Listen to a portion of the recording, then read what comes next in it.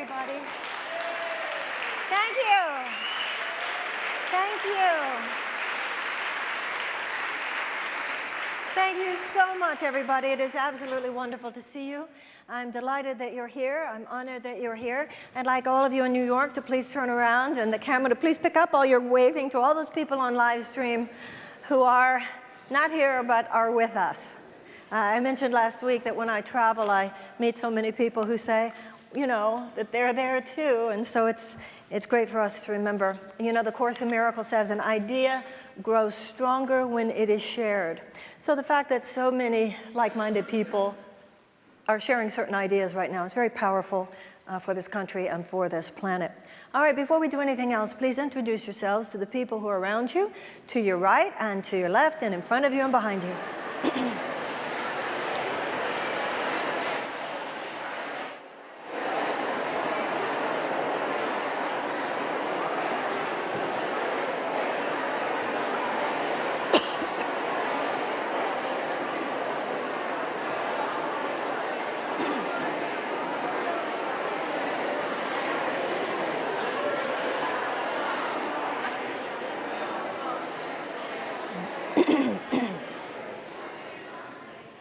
All right, now please join with me and let's take a very deep breath and close our eyes. We see in the middle of our mind a little ball of golden light, and we watch this light as it begins to grow, larger and larger until now it covers the entire inner vision of our mind. And we see for ourselves within this light a beautiful temple. We see a garden that surrounds the temple and a body of water that flows through the garden. We see that the inside of the temple is lit as well by this same beautiful golden light. And here we are, for we have been drawn together by the power and in the presence of God. We devote our time spent together and all of our relationships and experiences of one another to Him. And we pray that God's holiest Spirit is upon us, lifting us above and beyond the fears, the limitations, and the sorrows of this world to the endless love and peace that lay beyond. And so it is, together, we all say, Amen. Tonight I'd like to talk about spirituality and politics.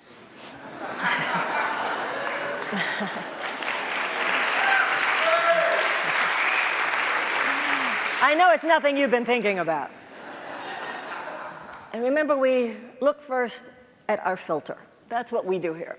First of all, we talk about the principles of A Course in Miracles. And the Course in Miracles talks about everything without talking about anything specifically. It is a universal spiritual filter, mental filter, that is based on universal spiritual themes. So first of all, let's talk about the universal spiritual themes involved here. The Course in Miracles says, as did Buddha, as did Einstein, as do many great spiritual paths, that the world of the three dimensions is itself an illusion. It is merely a projection of our thoughts individually and collectively. But in A Course in Miracles, the Course in Miracles is what is theologically called a Trinitarian system. What does that mean? Well, the Christian terms there, although the Course in Miracles is not a religion, it is not the Christian religion, it does use the traditional Christian terms in decidedly non-traditional metaphysical psychotherapeutic ways. So there is, if you were to see it with that language, there is the Father, there is the Son, there is the Holy Spirit. Now, what is the metaphysic there? Well, on the realm of the Father, the realm of Source, the realm of God, the realm of all that is, the realm of the great quantum reality beyond the illusion, none of this stuff happening in the three-dimensional world of circumstance and drama is even happening. It is all a vast mortal hallucination. Okay. Now so here's the relationship of the Father to the Son is metaphysically the relationship of the thought to the extension of that thought. The relationship of the cause to the effect is such that the original cause, which extends itself into us, therefore we have all of the attributes of the original cause, which means, among other things, freedom. We can think whatever we want to think. And with free will, we either choose the thoughts of love that are then projected, which are then co-created with God and cause a three-dimensional realm of harmony and peace, or through the wrong-minded use of the power of thought, which then leads to behavior that reflects that thought. We project instead of extending love. We misuse the mind and project fear. We can misuse the mind, but we cannot diminish its power. So if you think with fear enough and you act with fear enough, you're going to get a pretty fearful illusion. Now, the Course in Miracles says that illusions are as powerful in their effects as is the truth. So within this three-dimensional reality, these fearful things that can happen in our lives, individually and collectively, feel very real. That's why Einstein said the three-dimensional world is an illusion, albeit a persistent one. Now, what is the Holy Spirit? Now, this is very interesting, because a lot of people who either selectively read the Course in Miracles or haven't read the whole thing or whatever, a lot of people in the higher consciousness community actually take the view, which is certainly not based on the Course in Miracles, that just ignore the illusion. It's not real anyway. That is not what the Course in Miracles says. The Course in Miracles says, as I already mentioned, the effects of the illusion feel very real when we are in it. Rather, the Course in Miracles says that at the moment the Son of God, millions of years ago in time as we know it, although in reality it never happened at all because we're talking about a fearful thought, in that moment, when we deviated from love, we deviated from who we are, because thinking a loveless thought, the Course in Miracles says that in that moment, God would not force us back because we are free. But the Course in Miracles says that in that moment, God created different names for this: the internal teacher, the gentle bridge of perception, the Holy Spirit, that actually is a part of our consciousness. And because, I love this part, because it is created by God, it is an eternal part of consciousness, and even when we no longer need it, it will remain there as our friend. I love that. Which goes with us into the illusion. So yes, technically, theologically, God, quote unquote, doesn't even know this stuff is happening. But the Holy Spirit, the Course in Miracles says, is the aspect of the mind of God which enters into the illusion with us, and should we request, paves a way back out of it. Are you with me? You've heard me say before, it's a self-organizing universe and it is a self-correcting universe. So the idea here is that the Holy Spirit like stands on the fence. He sees us in our pure state, our true state, our innocent state as all love, because that is who we are. But according to the Course, the Holy Spirit also sees the illusion, including whatever messes we've made. Now, being a representative of God, with our mind, with our free will, and with our power to manifest, we can make things really bad within the illusion. But the Course in Miracles says God's will has never not been done. The Course in Miracles says there is a limit beyond which the Son of God cannot miscreate. What does that mean? Well, when you think lovelessly and behave lovelessly, you are, from a Course in Miracles perspective, miscreating. You can do that within the realm of manifestation. However, there is a limit beyond which the Son of God cannot miscreate. If your miscreations go too far, they will implode. God's will has never not been done. What is completely up to you and me is how long it takes. And that's the same thing as saying it's completely up to you and me how much suffering has to occur. And if, God forbid, we jump off the cliff entirely and behave as recklessly with nuclear bombs as we've been behaving with everything else recently, then there could be a nuclear catastrophe. God knows there are enough nuclear bombs on the earth at this time. In which case, let's say what, there are 30 people left on the planet? Those 30 people will look at each other and go, let's do it differently this time. So the Course in Miracles says you have two choices. You can go there now or you can go there then. Now, many of us feel we're in a mess. So the Course in Miracles says that there is no order of difficulty in miracles. No matter what has happened within the realm of the illusion, if it does not express love, the Holy Spirit has total power. In fact, there's a line in the Course in Miracles, I love this line, he says, I assure you, time and space are under my control. That the Course in Miracles says the whole mind, which is the holy mind, remember holy and whole are the same thing, the whole mind and holy mind are the same thing. You are whole when you are actualizing your love and all else is dissolving because it's not real anyway. Within that space, miracles occur naturally. Now really allow yourself to take this in. Within the space of pure love, what the Course in Miracles says, a divine intercession occurs. An intercession from a thought system beyond our own enters into the thought system that we are all a part of, and literally, as the Course in Miracles says, restores the celestial order. Got that? Now, look at the symbolism of the Jewish Star of David and the Christian cross. Notice they both represent the intersection of the horizontal worldly plane and the vertical divine. In the Jewish Star of David, it's the two triangles, one pointing to God, one pointing to the earth, and they intersect.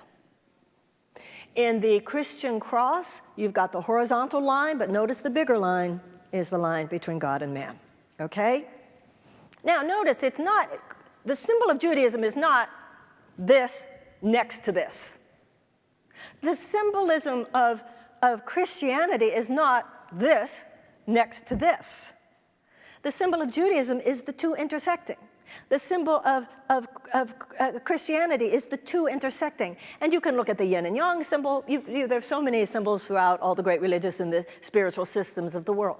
The point being that the full actualization of our lives, which means the full manifestation of our enlightened possibility, the place where we have entered into the promised land of consciousness, enlightenment, Buddha mind, resurrection, is where we have actualized a state which is only potential in us, but which is embodied in the great religious avatars of the world, in which, as the Course in Miracles says when it's talking about Jesus, we live on earth but think only the thoughts of heaven.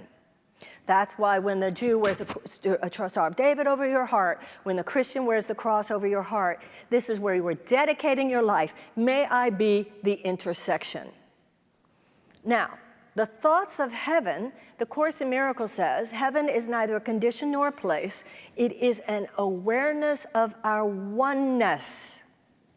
So to live on the earth, fully embodied, we want to be very much in the body, but thinking the thoughts of heaven, which means aware in every moment of our oneness. The idea of our oneness is the cornerstone of the Holy Spirit's thought system. And the only way we can perceive our oneness is to perceive our innocence, because on the realm of guilt and mistakes, we're not one. You made this mistake, I made this mistake. The only way we can experience our oneness is to look through the level of personality to the truth of who you are, which is the same as the truth in me, and that's the metaphysical meaning of there is only one begotten Son, that we are all one. Well, the idea that we are not all one has proved to be very powerful recently. So we want to begin with the idea that I wanted to make very clear, that the Course in Miracles says we are not to ignore the illusion.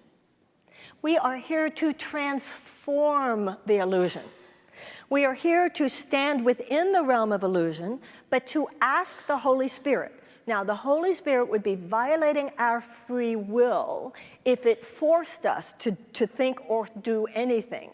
But to the extent to which we request it, the Course says, the Holy Spirit will enter into our consciousness, provide that pathway, right, from the realm of the circumstance to the realm of the infinite possibilities that lie beyond the circumstance, which is the same thing as leading us from the crucifixion to the resurrection, from slavery to the promised land, from the recognition of suffering to enlightenment under the Bodhi tree, and so forth.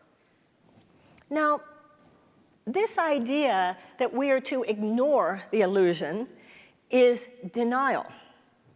The spiritual journey is not one of denial, it's one of transcendence, and they're different. The Course in Miracles talks about positive denial. So you look at what's happening on this planet. You know, the Course in Miracles says in more than one place, this is a practical course.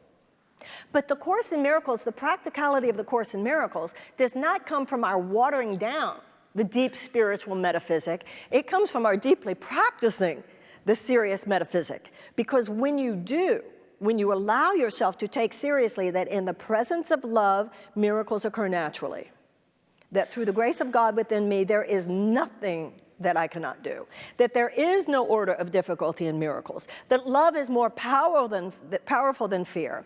This gives you the power to invoke the possibilities that lie beyond the illusion.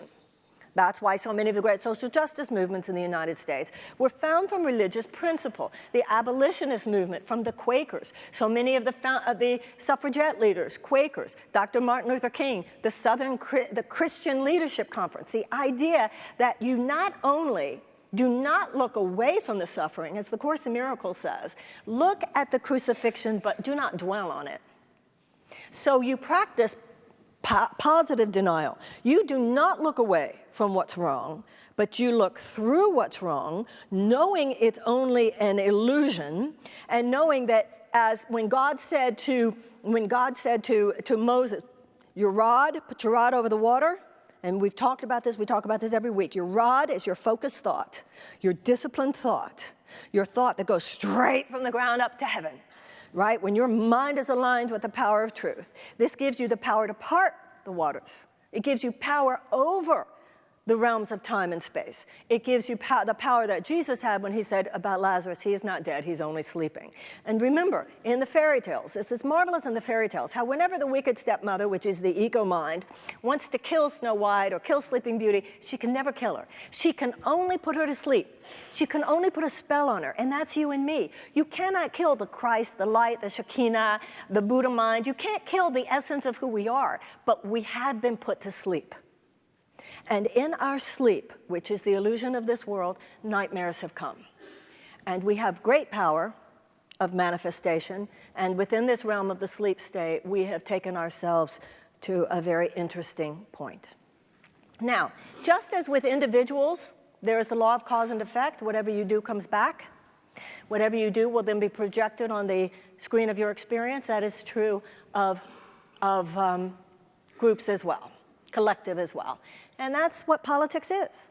The same psychological phases and processes that individuals go through, groups go through.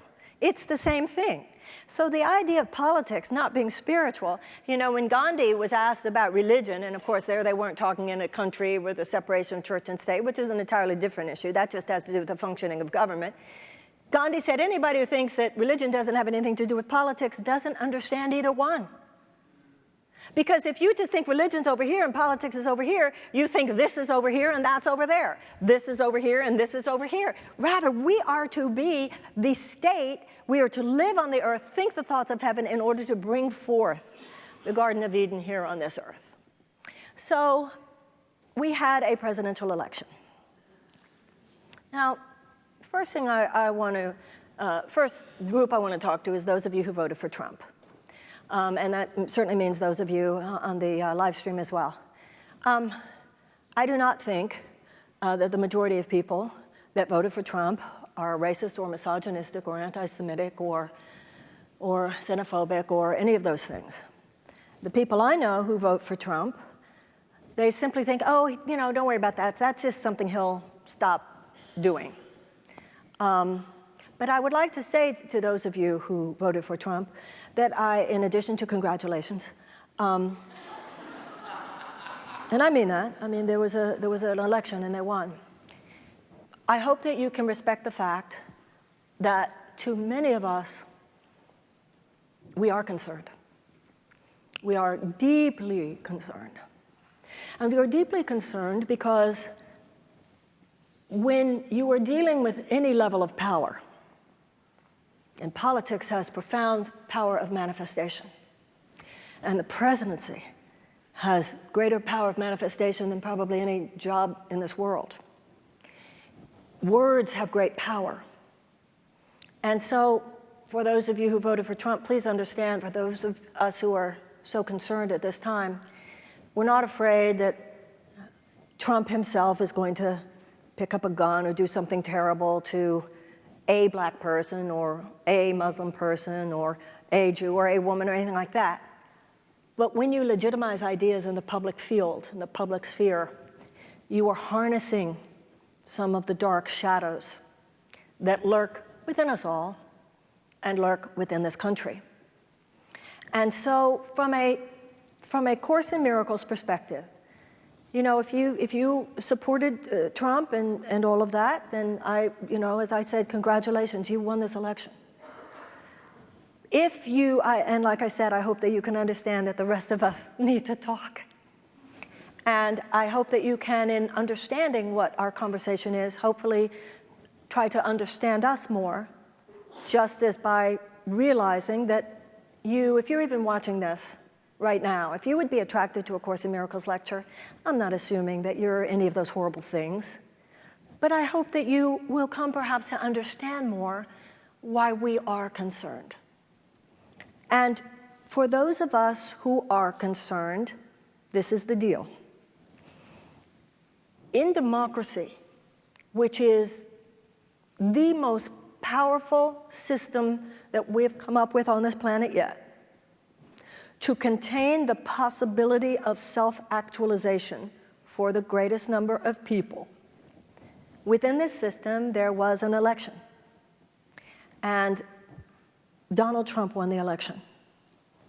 And that fact is to be respected insofar as it is a reflection of a democratic, fairly held democratic election.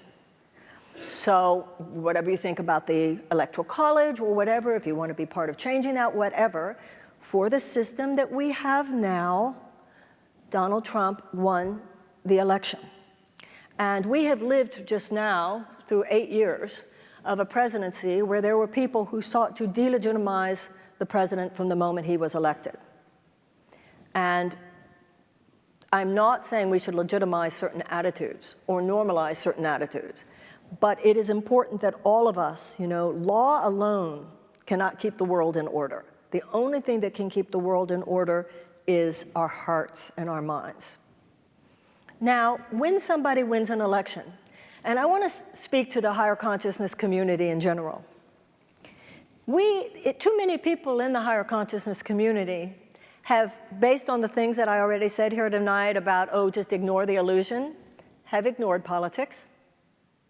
As the French say, you don't do politics, politics will do you. And if you don't see that now, your eyes are not open.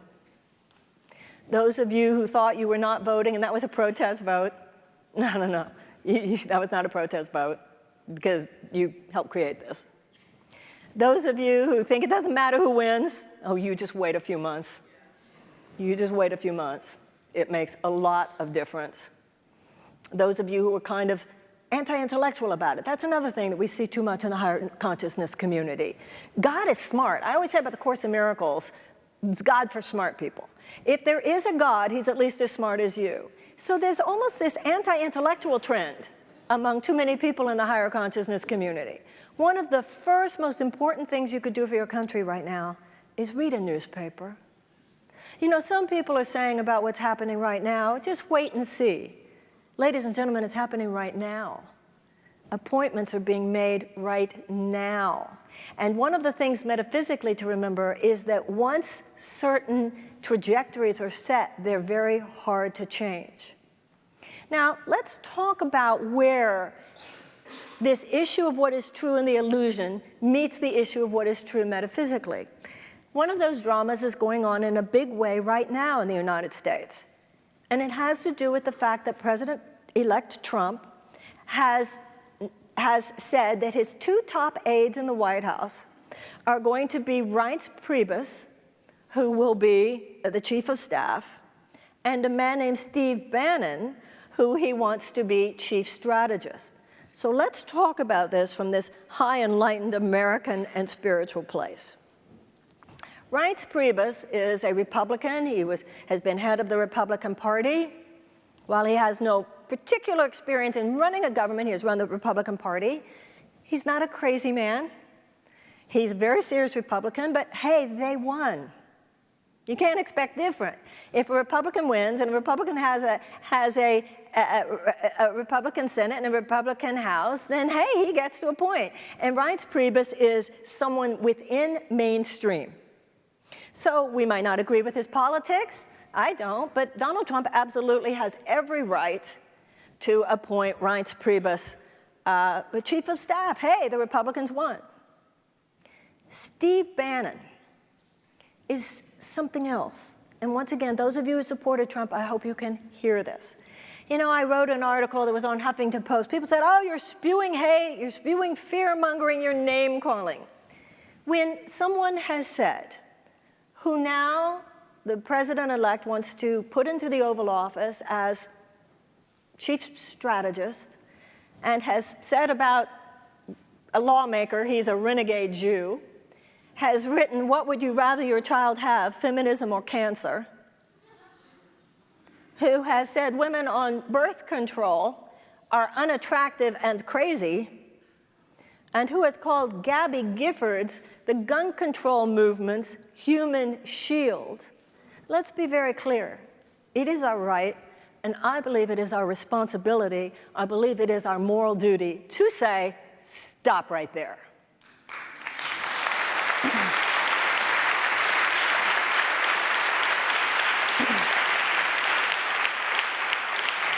All of us, the Course in Miracles says that you pay a very high price for not taking full responsibility for your life experience.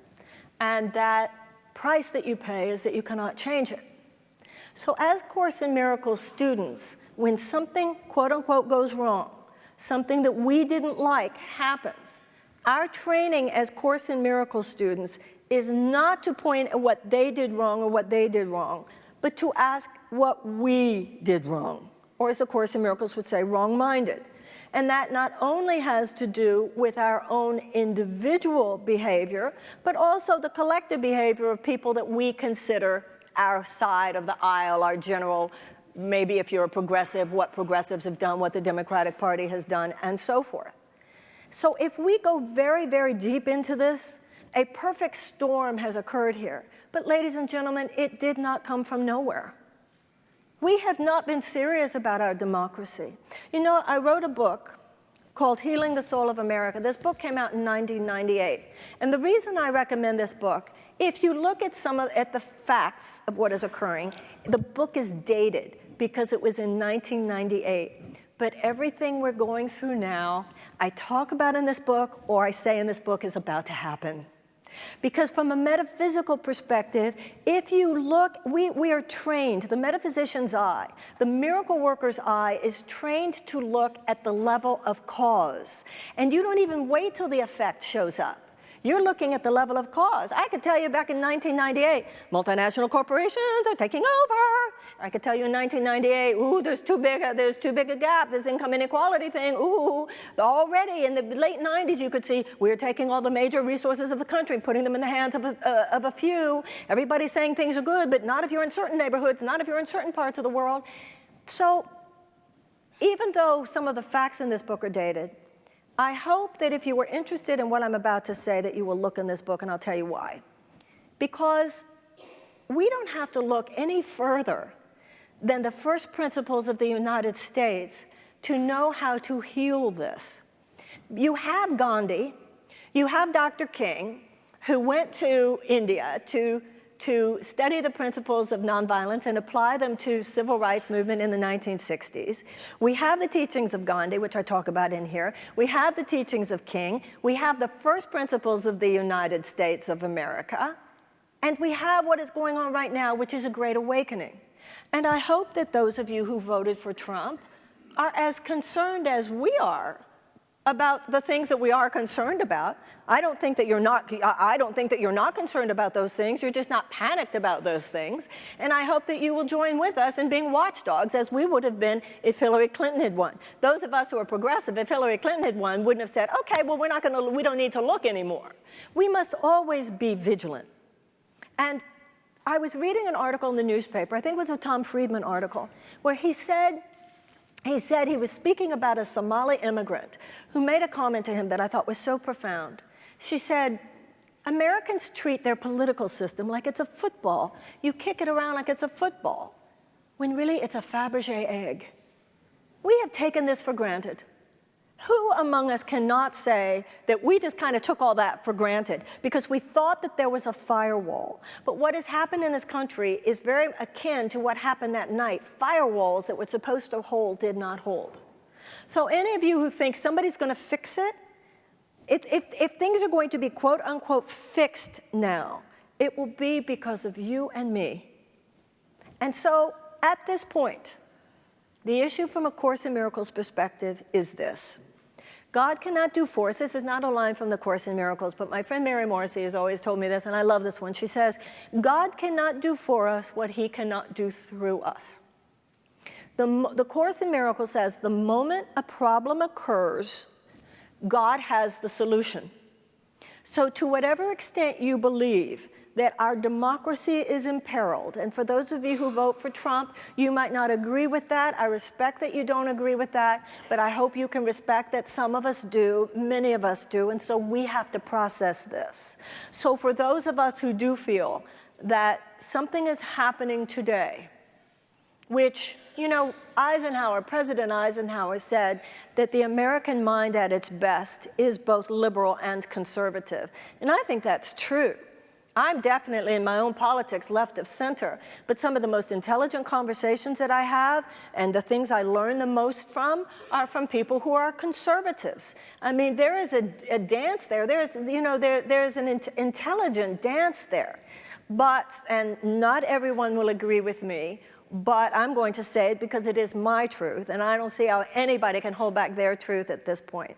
What's happening today, ladies and gentlemen, is not conservative. It's a right-wing takeover of the U.S. government. This is right-wing here. This is not conservative. And so for those of us who do feel that way, the issue from a miraculous perspective is to go deeper into the vertical. In your own life, the way, we talk about this all the time, to have power on the horizontal level, you go deep into the vertical. Now, God has an assignment, just like we talk about how every person is a cell in the body politic. Just like every cell in the body is assigned, right? Is assigned to an organ or a place in the body, when the body also has an immune system. And so when the body has taken an assault or the body has taken an injury, right, then what happens is the immune system starts. So what has happened already, and it has been happening for decades, is we had a very, very weakened immune system. And that's why AIDS is a perfect example. The disease of AIDS was a metaphysical lesson in what's happening here. The disease of cancer is a perfect example of what's happening here. We've been talking about this. The cancer cell is a cell that disconnects from its natural intelligence, a cell that does not perform its function as a collaborator in the healthy functioning of the whole, but rather goes off and does its own thing. And that malignant consciousness, it's not just a disease in the body, that's what's happened to the human race. We've been infected by a malignant consciousness where too often we've thought, I'm not on this earth to collaborate with others to make things healthy and whole. I'm here to do whatever I want to do. That's cancer in the body, and it's cancer in consciousness. And the immune system, no body can thrive that does not have a healthy immune system. And the immune system means the cells that are there to gobble up any problems that we see. And we, ladies and gentlemen, have had election after election after election. This has been going on for decades, everybody. And we did not gobble up certain diseases and dysfunctions and bacteria and viruses when we had the chance. That's what happened here. We were not healthy immune cells. But let me tell you something about America. People all over the world roll their eyes about America because they get that we're kind of slow to get it sometimes. But let me tell you something else they know. Both those who like us and those who don't like us. When we do get it, we slam it like nobody's business. When we do wake up, sometimes we are late to wake up. But there's an awakening going on in this country today. Even the most apolitical person who thought that your greatest contribution to the healing of the world was drinking green juice and doing yoga is awake this week.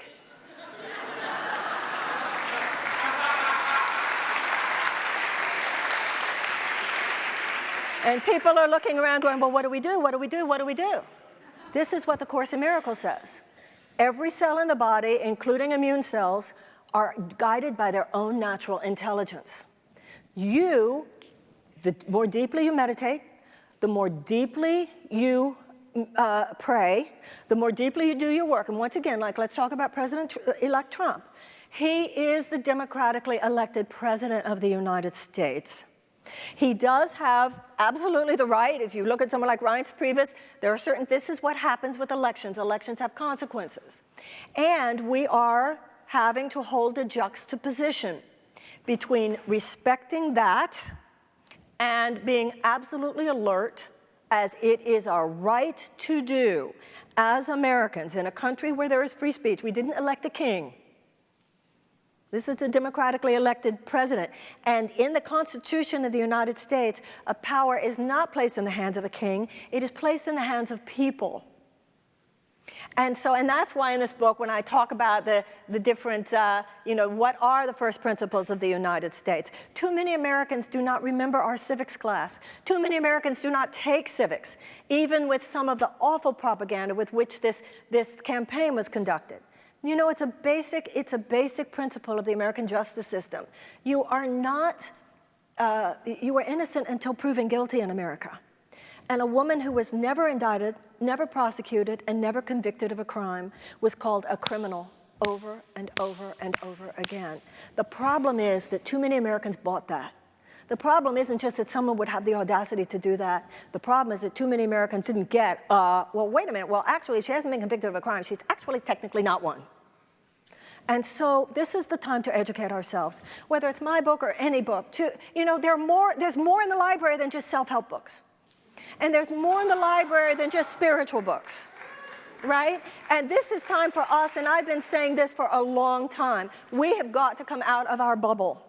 I've been saying this for so long about the higher consciousness community. We should be the biggest grown-ups in the room, not those who are sort of standing out on the periphery, like we can't handle an adult conversation, or thinking because I'm empathic I can't handle it. We're all empathic. We all have empathy. Show it for the people.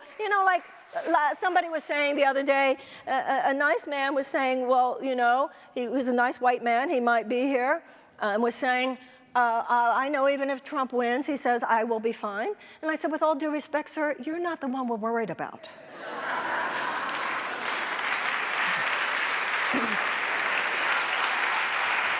Jared Jared Kushner is Jewish, and he is the president-elect's son-in-law, and he wrote a letter, an open letter to the Jewish community saying, my father-in-law is not an anti-Semite. Well, Jared, I doubt that you're listening, but some of your friends might be. Let me make this really clear.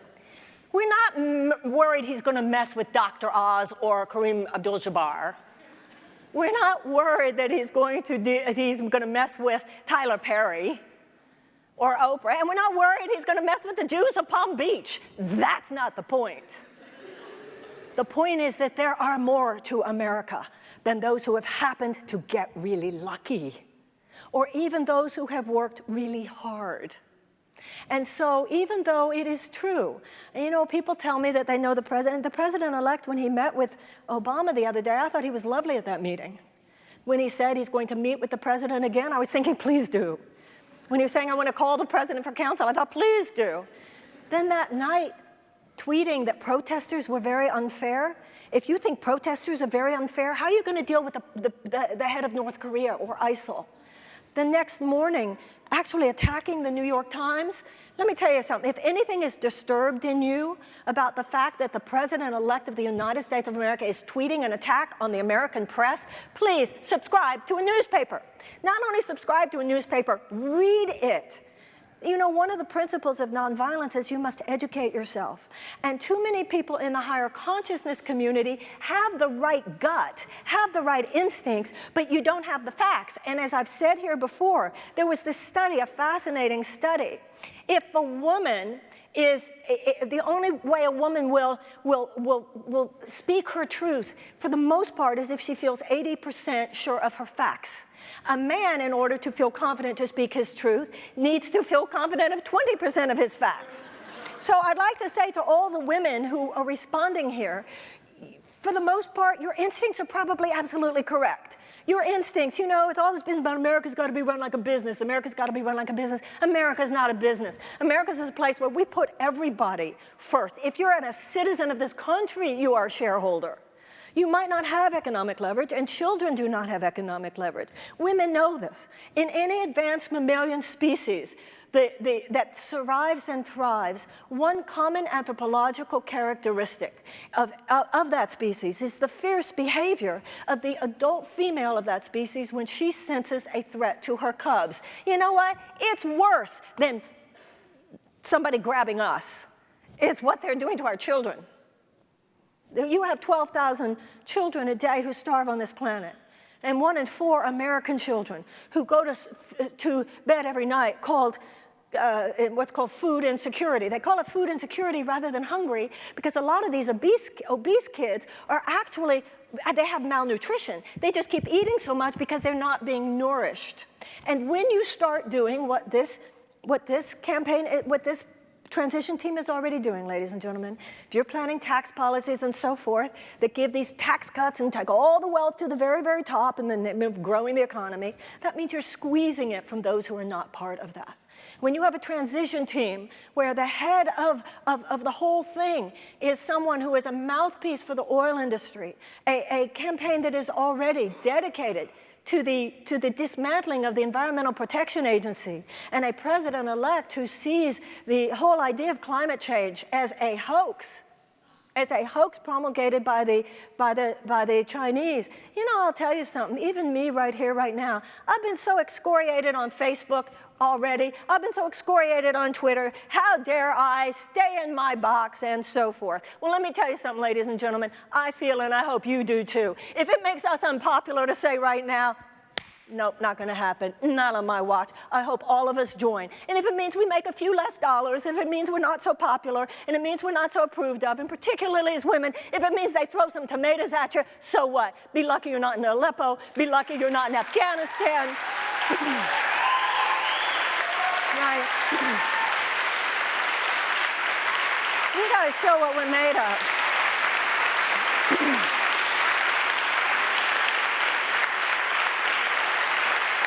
And we can do this. We have been asleep. We've been asleep at the wheel. We let others drive. That's not what's supposed to happen in a democracy. We've let others drive. We haven't been on top of it. And I've been saying this for so long, you know, the love that will save the world is not always a convenient love. And it's not always a love that other people are going to perceive as love. And not everybody's going to agree with you. If you are standing on conscience, not everybody is going to agree with you. The people who are here tonight or are watching on live stream, if you do not agree with me, I respect that. Because I know that no KKK members are watching me tonight. Although I would say to you, who did support President-elect Trump, please be aware that the Ku Klux Klan is having a victory march. I'm just asking you to look at that so that more deeply understand why we are concerned and why there is this dance. And I know that the vast, vast majority of people in America, Republicans and Democrats, conservatives and liberals, are good people. We are decent people. And the things that I'm expressing a concern about tonight are things we should be just on the watch for, whether you voted for President-elect Trump or you did not. Democracy was never meant to be just placed in the hands of a few people, and it was never meant to be placed in the hands of major political parties either. Political parties aren't even mentioned in our Constitution, and George Washington, if you read George Washington's farewell address, he warned us against them. We have given the keys of this kingdom away. And if you didn't vote, you participated in giving it away. If you've been disconnected, if you've been disengaged, if you thought politics is not my thing, and particularly if you have used some faux version of spirituality to justify your disengagement, please know there is no serious religious or spiritual teaching anywhere on the planet, including the Course in Miracles, which gives any of us a pass on addressing the suffering of other sentient beings. And that's what we're talking about here, ladies and gentlemen. We're talking about suffering. That's what politics is. Politics is very, very powerful. It is an instrument for either ameliorating the suffering of sentient beings or, at least inadvertently, increasing the suffering of other sentient beings. But you know what? It's more than, I used to say it's the 11th hour, but it's not 12 yet. It's 11:30. It is 11:30. And we are close to a precipice. And I don't think any of us should sugarcoat that or pretend that that's not true. However, God's will has never not been done. There is no order of difficulty in miracles. God already has a plan. What are you supposed to do? I don't know. Not my business. What am I supposed to do? I know it's not your business. I'm not here to tell you what to do. You're not here to tell me what to do, but all of us are here to receive, yes, in part from others. The Course in Miracles says the Holy Spirit speaks to you through your brothers. Everybody must collaborate now. I was with Deepak just now, Deepak Chopra, over at the at ABC. It's a whole time of a different kind of collaboration. I was with a girlfriend of mine at lunch the other day. She says, where are the women? What are the women? The women have to come together. We have to do something. We have to organize. The women have got to come together. I said, well, what is it you want to do? She's a very well-known actress. I said, well, what is it you want to do? She says, well, I don't know. We should do something. I said, what would you like to do? She said, well, I think we should do some kind of a show. And I'm sure people in LA, there's some great creativity and activity going on there. And I said, okay, well, I know a girl, and she wrote some big Broadway show, and let's email her, and the two of you should have lunch. And then she wrote right back, and they had lunch. And then she said, what should this be about? Well, maybe it should be about, like those women and all the women who said that they were assaulted and raped, and then they got really quiet about it. Why did they get really quiet about it? I said, I know the main lawyer who has represented them. Let's email her, see if she'll write back. She'll have a meeting with you in LA. By the time that lunch was over, they all had lunch dates. And I said to my friend, I guess the universe handled it, right? That's the thing. The universe will handle it as long as we are available. You don't have to worry about starting this organization or starting that organization. There are so many already. Just know you're not alone. There are people coming up with strategies. There are people coming up with ideas. Just make yourself available to the universe. And you are going to collaborate, and you are going to do, and you're going to be involved. And one of the things I know from my own experience is that hope is born of participation in hopeful solutions. If you're even giving $12 a month to an anti-poverty organization, you don't have the same despair about poverty as do people who are just whining and tuss, ain't it awful. When I was so involved in the AIDS crisis, I didn't have the same despair, and neither did the people I knew, as did the people who just weren't involved, but complaining about it. Something happens when your energy is used, when you say, dear God, use me. And we've got to stop being afraid or embarrassed to use words like patriots. You know, that's one of the ways this happened. People on the left have been too cool to mention morality, too cool to mention patriotism, too cool to say we love the flag. But people are hardwired for a love of their country, and people are hardwired for a love of the divine. And if you don't provide the real thing, then those who provide the ersatz thing will gobble them up. That's what's happened in America. But that was then, and this is now. We got here late, but we're here now. And through the grace of God, as we pray, as we meditate, as we say, dear God, use me. As you know, we're in trouble. Oh, baby, he will. Thank you very, very much. Thank you. Thank you. Thank you. Thank you. Thank you. Thank you so much. Thank you. Thank you. Thank you. Thank you. Thank you. Thank you so much. Thank you. Thank you. Thank you. You're very kind. Thank you. Thank you. Thank you. Thank you. Thank you so much. Thank you, and I will say this before the meditation, just because I know that some people do turn off the live stream after the meditation. We will be doing our next Sister Giant conference. And this time we will be going to Washington, D.C. Too many people in the higher consciousness and metaphysical community has never even been to Washington, D.C. So many of the founders, they were Rosicrucians, they were Masons, the whole thing has all the sacred geometry and the ley lines and stuff.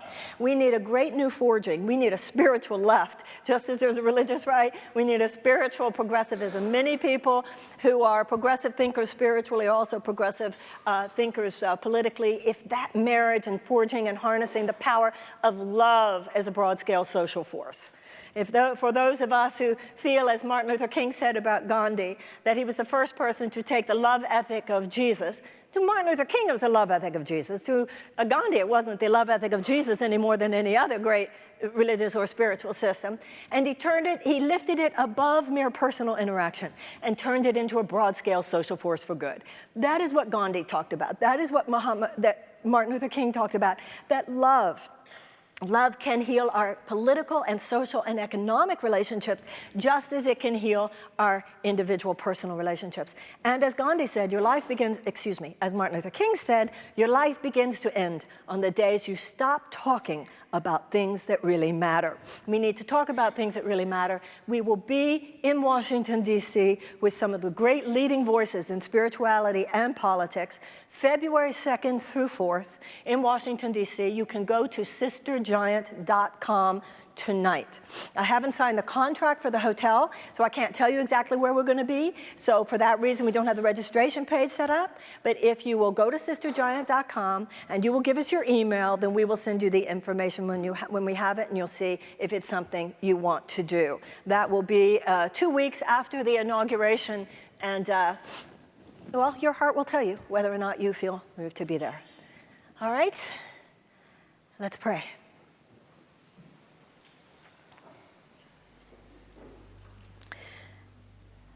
Dear God, remembering together that there is no order of difficulty in miracles, we take this moment to bless our President-elect, to pray that the angels of his better nature arise and guide him as he performs the duties of his office with every action, with every tweet, with every appointment that he makes on his transition team, his cabinet, and beyond. May your spirit be upon him, dear God, and upon those who work for him. We surrender to you, dear God, any judgments or fears that we have. Guide us, dear God, to speak as you would have us speak, to disagree where you would have us disagree, to speak our truths passionately where you would have us do so, within the sacred container of freedom, dignity, and grace. May we oppose loyally when we feel moved to oppose. And may we never forget that each and every one of us are filled with your light and truth. In this moment, we surrender any judgments or attack thoughts or fears that we have about our president-elect, about our country, about our politics.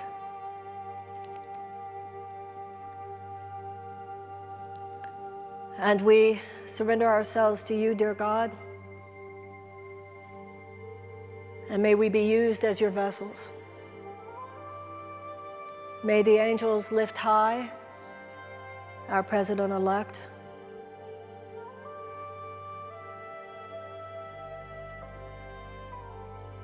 And as we see him lifted high,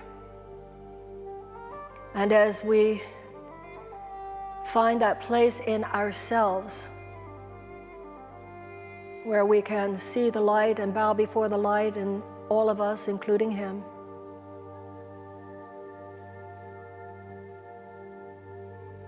may any support or any disagreement that we might feel at any time, may it come from this place, dear God, that we might be vessels for something more powerful than opposition, that we might be vessels for miracles, that a divine alchemy might occur within us, within him, and within all the universe. Pave a path, dear God, from fear to love, from darkness to light, from conflict to peace, from injustice to justice, from disunity to brotherhood.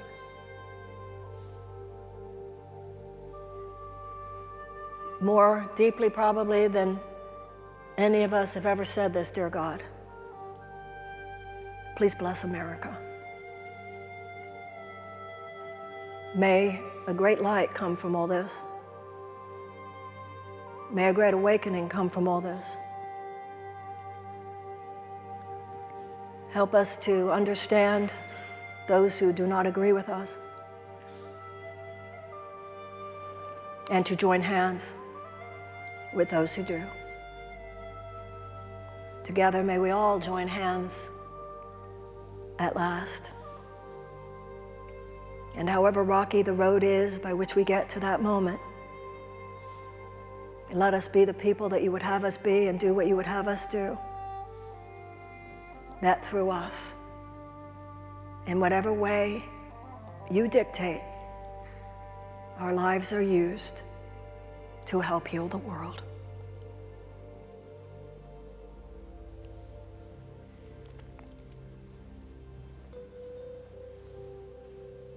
Praying for every person in this country now. Praying for every person in the world.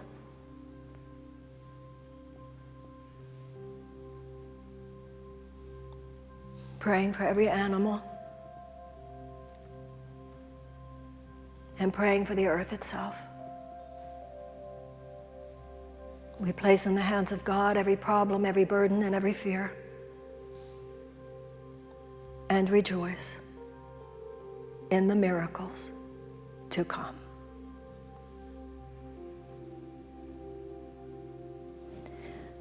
And so it is. Together, we all say, amen. Thank you. God bless. Okay, going to do a few announcements, and then after the announcements, we'll talk about anything that you want to talk about, and I would assume you have some things you want to talk about. I told you about Sister Giant. I hope you will go to sistergiant.com. We will have more information, but I can tell you it will start with the evening, Thursday night, February 2nd. It will go through Saturday afternoon, February 4th. It will be held right in the DC area. We will probably have optional on Sunday, this kind of metaphysical tour of Washington, DC. And I promise you, when you hear some of the people who are going to be speaking, you're going to be very exciting. Excited. Miraculous Relationships online class is already going. You can still join. You know about the 365 days of the lessons of the Course in Miracles for those of you who are interested. I'm speaking tomorrow night at Shakespeare and Company on the spiritual dimensions of healing anxiety and depression. It is sold out, but you can check there and see if maybe there are spaces available. This Thursday night, November 17th, for those of you in the Washington, D.C. area, I will be speaking at the Divinum event, and I don't have the name of the church. Would you please get that for me, Caitlin, that I can say where that is?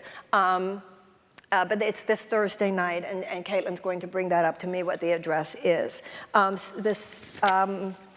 Next Wednesday, I will be, November 30th, which is not next Wednesday, but Wednesday, November 30th at 6:30, I will be in conversation with Dr. Kelly Brogan on the topic of tears to triumph, suffering to enlightenment. That will be at the same ABC home base where I spoke with Deepak tonight, located at 888 Broadway. We will be talking about the spiritual and physical aspects of depression. If you have not read her book, Kelly Brogan's great. Get on my email list, please, if you would like. Books and CDs are in the back if you're interested. Also for our friends, the water protectors at Standing Rock. I know some of you brought tonight, they're asking for blankets, sub-zero sleeping bags, and tents. For those of you who brought them here tonight, we will be sending them to address.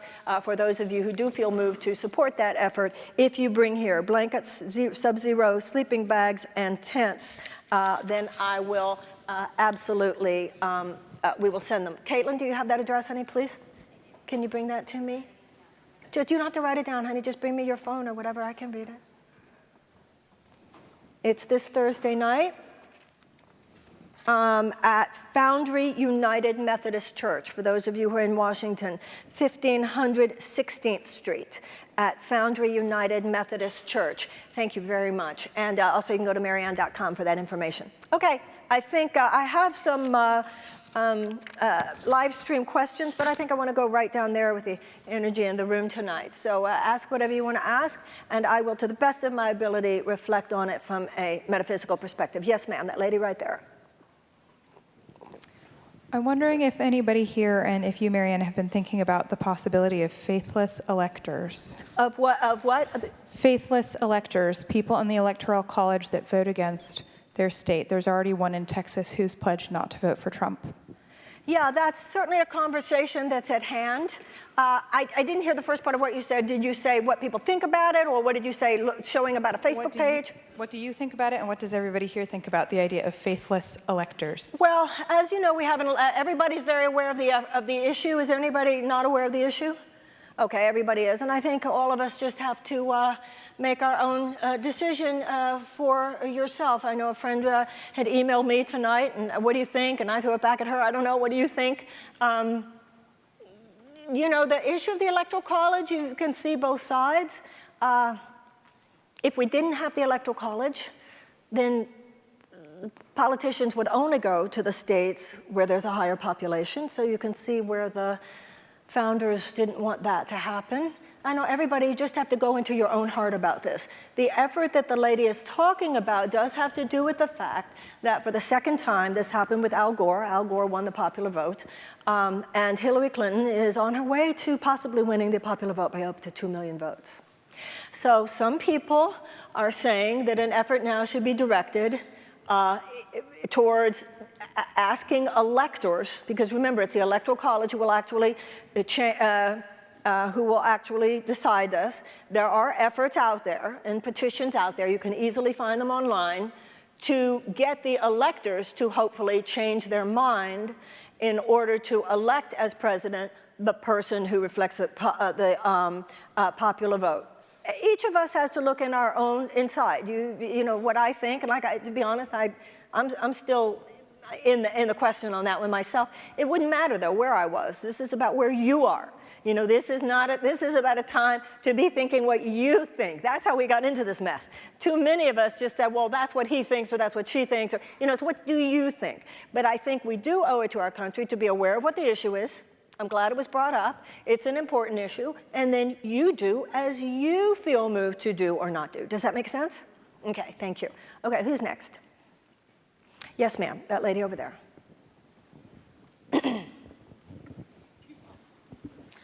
Hi. I was listening to what you were saying, and I was just curious as for, like, in the Course in Miracles, as for the election.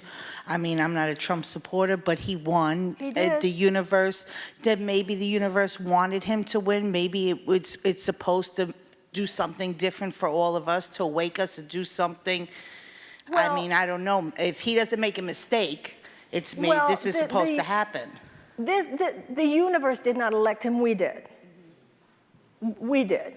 And what the Course in Miracles would say is that God's love is bigger than any mistake that's made. And it's not for any of us to say it was a mistake. Some people feel it was, some people feel it wasn't. Hey, it's a free country.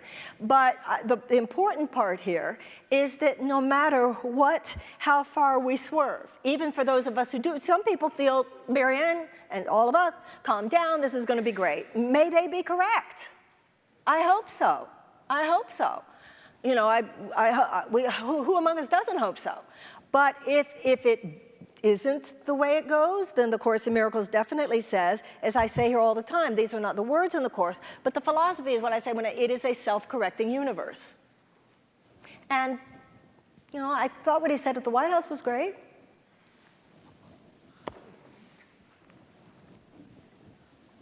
This lady, you had your hand up, ma'am. You were the one I thought was going to talk, actually. Hi. So my question is, we kind of are already in the holiday season, and so a lot of us are going to be going into family gatherings where this is going to come up, and we might already have issues with our family to begin with. So how do we go into those? This is a very interesting question. Now, my Thanksgiving dinner table, I know my family, no, everybody's going to agree with me, I assure you, about my family. But I do have two people close to me in my life who voted for Trump, both of whom are absolutely wonderful women. One is a very close girlfriend, and we've been duking it out politically for so long and had already forged a place in our relationship where we know to be protective of that space. The other one is an absolutely wonderful woman, and one of the reasons I was very concerned and thought that Trump absolutely might win was she is such a wonderful woman and such an intelligent woman, and I thought, if he got her, he could win. And it's interesting that you say this because she's very important to me. She's my accountant. And I always say, you're why I don't live out of a car. And I'm very careful. She knows how I felt. I heard how she felt, and I've noticed in the last few days, I'm careful in the things I could say, I don't. The election is over. And I can tell she's been careful too. And I was thinking about how this is going on all over America. Let all of us be in our dignity and in our grace, and according to the principles that we were talking about tonight, be in your, this is time to be very grown up. And there's some things, it's like what you say. Sometimes power is expressed in what you say, and sometimes power is expressed in what you don't say. And when you go to Thanksgiving, and even if this wasn't a political season, we would be saying this about Thanksgiving dinner, you send your love before you. You were there to be a representative of God's love. And if you get triggered by anything that somebody says from a Course in Miracles perspective, that's about you. It's not about them. God doesn't love us any more, any less, according to our politics. God's love is for who we really are. So our devotion should be at the dinner table on Thanksgiving, as well as the table on Christmas and Hanukkah and every day of every year, that we think of ourselves as representatives of God's love. And that doesn't mean that you will not disagree when you are led to disagree, but you will. It's like I was talking about in the meditation tonight. Boy, I see this in myself. It's not just what you say, it's the space you say it from. And in that space you say it from determines your words, but also the energy with which you speak them. And if we get triggered, or we are snarky, or we give in to any of that stuff, then that's about us, it's not about them. Does that make sense? So once again, this is, that's why democracy is powerful. It acknowledges the individual power. So go there asking to be an instrument of God's love. That doesn't mean that you won't mention Steve Bannon, or you won't mention environment, or you won't mention the things that you feel passionate about or that you're concerned about. But there's a place where, like I said, theoretically, and I know this to be true, like this woman I'm thinking of, I know what a wonderful woman she is, and I know the values. I mean, I know what a fantastic, good, intelligent person she is, and I know that the things that would really concern me would concern her deeply too, but she wouldn't want to feel attacked in her perspective that we'll be fine. Does that make sense? Okay, who's next? Yes, sir. This gentleman right here.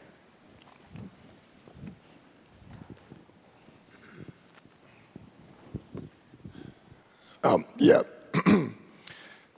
I just get a sense. I want to talk about the media, and I get a sense that the media did more to elect Donald Trump than anything else. The focus, the attention. Absolutely. It really started off as a joke. Absolutely. And, it was good ratings, as Les Moonves said. It was bad for America, but it was good for ratings. Mm-hmm. So the sense I get is that the more attention and the more focus that we put on Donald Trump, whether it was good focus, whether it was angry focus, it kind of just fueled the machine to elect Trump. Absolutely. And my question is, it's the resistance. Just like they say, what you resist persists. And when is it time to just kind of let go and not continue to resist what happens? Well, once they're president, you do not let go and you do not take your focus off. Now, I agree with you about how this got created. At the very beginning, Donald Trump's rallies were no bigger than Bernie Sanders. And they showed Trump 24/7 because it was good for ratings. It was kind of like a Frankenstein phenomenon. It's created and then you can't uncreate it. And even the left-wing media was so into Hillary protection that they also minimized the Bernie thing. It was so rotten to the core. And you get the feeling now that many people in the media are horrified. And thanks, guys. In like the last 2 or 3 weeks, they actually became ethical and on it. Thank you. And I think there's some good stuff being written right now, because this has been a moment of awakening. And so we want to go from where we are. The miracle is in the present. And that's why I talked about, please read the newspaper. You need to know who's being appointed. You need to know who's being appointed, what's happening with what do those people represent around the environment, around all of these issues, around criminal justice, who's the Attorney General, who's going to be Secretary of State. If you don't know this stuff, we cannot, Martin Luther King said that, based on Gandhian principle. You have to educate yourself. So this is not the time to take off the focus now, sir. I was in the car with a gentleman the other day. I was on the way to the airport in Atlanta. And it was a car service that came to pick me up. I said, how are you doing, sir? He said, I'm okay. And I said something about President-elect Trump. And he said, I'm at a point now. I'm just ready to just let it, I don't know his words, let it go, or just accept it. I've just accepted it. And I said, no, you must never. That's how they get you, see? They wear you down. They wear you down. And there's a difference between acceptance and I'm just worn down. You of all people, sir, don't you take your eyes off for a second.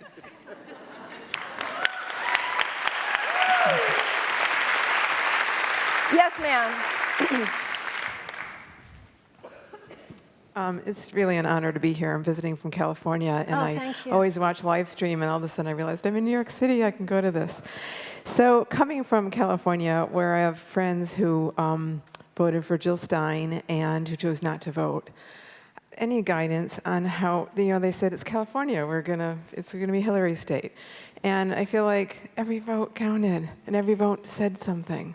Well, yes, but factually, if they were in California, they weren't going to make the difference in terms of the Electoral College.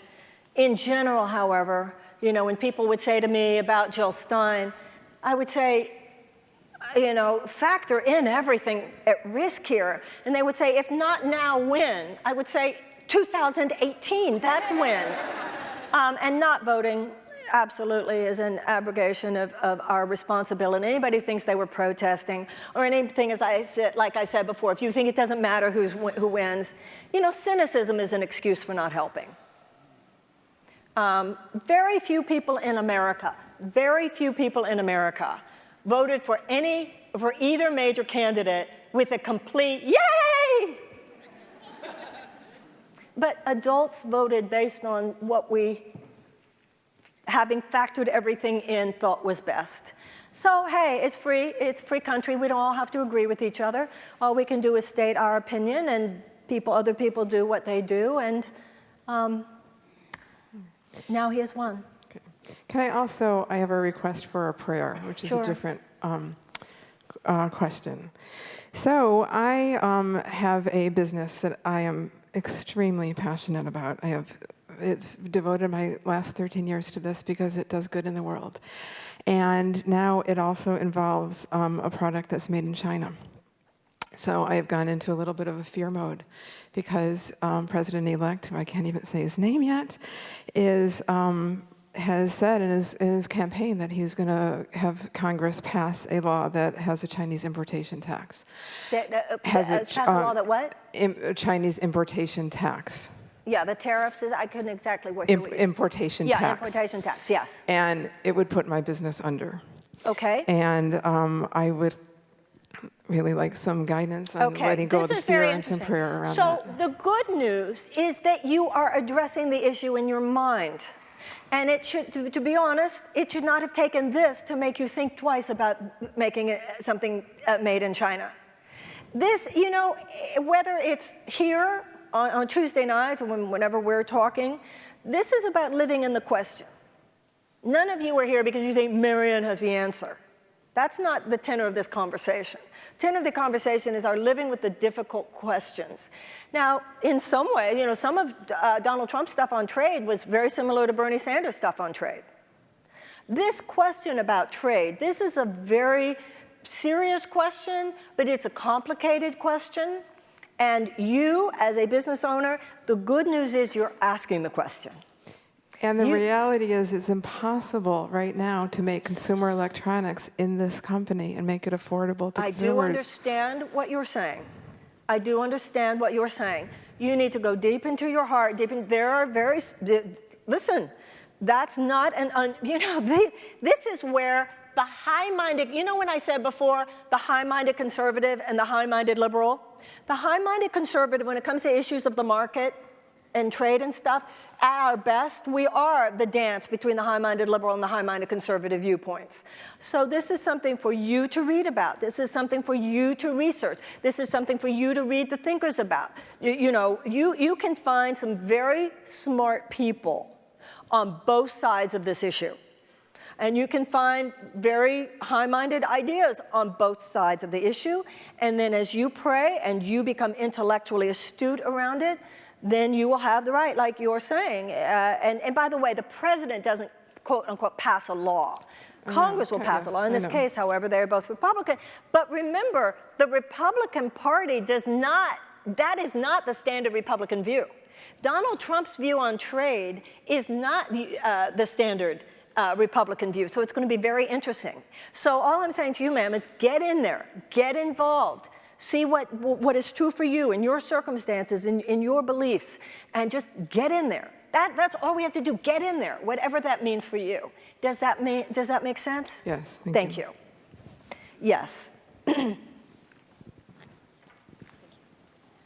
So I have 11 nieces and nephews that range in age from 6 months to 26 years, and I would like to get your advice on, especially the younger ones, how do you balance the idea of respecting a democracy when they see, the president-elect on television, but then also explaining to them how you can, children are repeating what he has said, and the schools are having problems because they're saying, well, the president-elect is saying that. How can we punish the children for saying that? And it's a really hard thing to understand. People say it's hard, but for me as a mother, I have always thought to tell truth to my child in an age-appropriate way.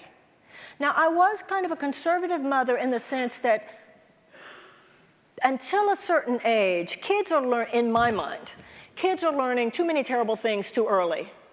I'm more of a Waldorf type, let them have their innocence as long as they can because they get fortified in it.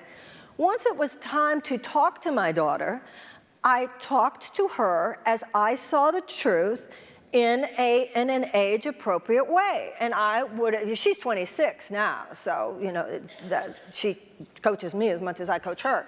But I would say, we had an election, and in America, we elect. Oh my God, honey, the one we voted for didn't win. But this is America, and I would talk about it's not a king, and all of those, you just tell them the truth in an age-appropriate way. When people say, how do we explain this to our children? It's a human being. You just talk to them in an age-appropriate way. Does that make sense? Yeah, but you want to teach your children to respect democracy. You want to teach the children to respect the job of the president, but that's the juxtaposition all of us have to hold now. You can respect democracy and respect the role of the president and passionately disagree with the person who is president. That's totally okay. You disagree from a place of loyal opposition and from a place of dignity and grace. I mean, look at someone like a Martin Luther King. Look at Obama now. I mean, I tell you, there's some beautiful things being said now. There's some beautiful things being written. This is already bringing out the best in a lot of us. Be in the conversation. Does that make sense? Yes, ma'am. I'm Muslim. I'm a Muslim woman. And I'm trying to really look at this from like a Course in Miracles kind of way. Okay. So I have so much fear for my community and a lot of other communities. So how do I even, I think of all the things I want to do and can do, but right now I'm struggling with fear. Well, I don't blame you. I don't blame you, and I don't think anybody here. I remember when he gave his speech at the Republican convention, I had a thought that was really odd. It was like, you know how these Germans hid the Jews during World War II? I actually had the thought, I don't have a basement. We need basements. What do we still have to start hiding people? I mean, I really understand the impulse that has come out for a lot of people. I think that this is where checks and balances matter. And I want you to remember, even though I don't want to invalidate your fear or your upset, I want you to remember that, and I agree with President Obama about this, we are a good, decent people. Americans are good people. I admit that a shadow side has gained some political ascendance in a very disturbing way. However, even though the campaign is over, this story is not over. And I commit to you, and I know I say on behalf of many other people, I will do everything I can. If ever anybody messes with you, I will be there, and so will a lot of us. Right?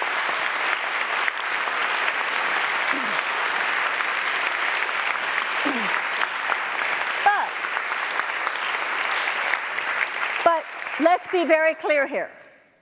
If you go back to sleep, we must never, nothing can ever be the same. If you have been asleep, if you have not read the newspaper, if you have not engaged, if you have not been active, if you have not watched what was going on, if you have not participated, then terrible things could happen. And I don't even think it's that Trump himself, it's not about that. It's about who he appoints and different things that get, that different policies that get enacted and different code words and code phrases, which unfortunately he has already used. Okay? So in standing up for you, we are standing up for America. In standing up for America, we are standing up for you. And you yourself, as a Muslim woman, as a Muslim American, I am a Jew. And I have been reading even recently, when Hitler gained ascendance, a lot of the stuff with the Jews, this aspersions against them that he was able to bring up was, well, what are you? Are you a German or are you a Jew? What are you really? Are you a German or are you a Jew? And many of the Jews at that time, they were the cultural Jews. They very much thought of themselves as Germans. But that's what starts happening. Are you an American or are you black? Are you an American or are you a Jew? Are you an American or are you Muslim? And this is why we all have to be so clear here. No, we are Americans. Does that make sense? So. Yes, ma'am, that lady over there. So my question is about the healing process, right? I'm sorry, ma'am, I didn't hear you. Could you give me just one moment to get over there? This is a big church. You know this is where President-elect Trump went as a child, right? Isn't that interesting? Huh? I think he met Marla here. Yeah, he did. I heard that. Yes, ma'am. So my question is about the healing process and specifically about acknowledgement and atonement. Yes. So when this amazing Muslim American woman stood up, what I thought she was going to say is that she's dealing with anger. Okay. Because we have failed her. We did not stand for her in this election. And as a consequence, now we're going to have to rally the troops and march and repair the damage that is very likely to be done. But in a real way, the American community abandoned minorities. We did not stand for her. And I think that an apology is owed. As a black woman, I feel abandoned. As an immigrant who moved to this country to contribute as much as I could, I feel abandoned. And I feel like it's been stepped over. There has not been an acknowledgement. And we owe her an apology. She deserved better from this country. You know, here in this room, no, not in this room, when we were at Middle Collegiate, we have done what I have in my books, which is a ritualistic apology to African Americans. I know many of you were there for that. It's on YouTube if you haven't seen it. There have been systemic ways that America has behaved in a racist way, systemic ways, genocide of Native Americans and so forth. When it comes to this election, you know, nuances matter. I actually, for me personally, do not, when it comes to institutionalized racism, I understand we failed. When it comes to institutionalized segregation, et cetera, we failed. But in an election, first of all, 2 million more people voted for her. So I won't buy into we did this. 2 million more people voted, and even among those, because of those two girlfriends I have who voted for Trump, I know they, in their hearts, do not believe that they voted against her, because in their hearts, they think, oh, he won't actually do anything. So I think we need to remember that. And so acknowledging the pain, acknowledging the fear, but I know how hard I worked so that, you know, so when you say acknowledging, I think we do acknowledge the pain. I just don't think, this story isn't over yet. 2 million more people voted for Hillary. So I can't join into what we did. It is a big country. We are not a monolith. To whatever extent anyone does feel we did, then by all means say that. I mean, I think I totally understand the fear and the trauma, but the fact that this woman says she feels afraid, what the Course in Miracles tells us is that all emotion that is not love derives from fear. So I think it was a very advanced and enlightened place that this woman who spoke has reached, that she gets underneath the anger, underneath the trauma and so forth, is fear. So I don't know, ma'am. I think all the people walking around with safety pins right now, all the people protesting in the streets, I think a lot of Americans are acknowledging this, and we've only just begun.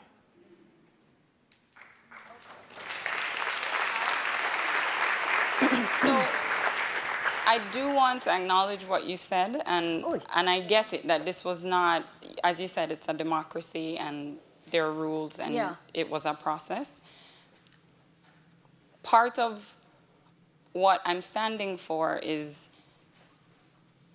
to acknowledge in a way that when we are all marching and standing, as you said, for every human, for every American, for every citizen to be equally acknowledged and honored and respected in the society, her burden, in a very real way, the impact of what has happened does not fall proportionately on the population, right? There are vulnerable communities. Yeah, of course. I think we all understand that. Absolutely. By background. And to me, whereas I very much understand that no one was, just viciously racist and wanted evil things to happen. I think some people were, absolutely. Maybe a very small number, but that is not the case. But to me, there has to be, no matter how well-thinking the intention may have been, foreign trade will be liberalized. I get it. I have other questions other people have to go to, but I do understand what you're saying. We've done the ritualized apology to African Americans for actual systemic ways that the nation has acted. I'm not feeling in my heart now, maybe you are absolutely correct, I'm not feeling in my heart right now like leading a ritualized apology. I feel like what I am trying to do tonight is contribute to a field of, we're going to protect you and everything's going to be cool. Does that make sense? Yes. Because it's a continuing journey and a continuing stream. But thank you for bringing it up, and I hear you. Thank you. Yes, ma'am, you have something to say. Thank you. I wrestled with whether or not I would even mention this. First, I want to tell you I do appreciate you. To mention what, ma'am? First, I want to tell you I do appreciate you. Thank you. I love the shadow effect. Oh, thank You're you. the bomb. Oh, thank you. So is Debbie. Okay. Yeah. So is Debbie. Yes, Thank yes, you. yes, yes. Okay, so two things. When President Obama won, I found so many insulting comments of, congratulations, you should be really happy. Why? I mean, we've got a lot of work to do. Well, he's black, he won, you should be happy.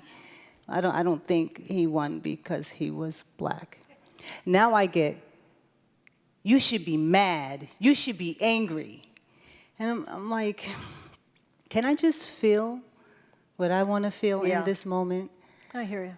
It's, we had a black president. Guess what? We were still discriminated against. And listen, I'm not here pulling the race card. We were still I have, clients who are like, Angela, what do you mean you're not mad? What do you mean you're not angry? I'm like, well, it didn't make a difference. Sandra Bland was hung in a jail cell. We still have people being shot. Let me ask you a question, if I may. Absolutely. Don't you think, though, because I think this would have been true if Hillary had won, too, in terms of little girls.